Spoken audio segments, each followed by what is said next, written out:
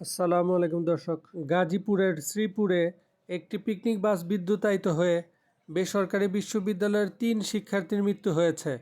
এ ঘটনায় আরও অন্তত ১৫ শিক্ষার্থী আহত হয়েছেন। ২৩ নভেম্বর শনিবার সকাল ১১টার দিকে উপজেলার তেলিহাটি ইউনিয়নের উদয়খালী চায়না প্রজেক্টের সামনে এ ঘটনা ঘটে। শ্রীপুর থানার ওসি জয়নাল আবেদীন মণ্ডল বিষয়টি নিশ্চিত করেছেন।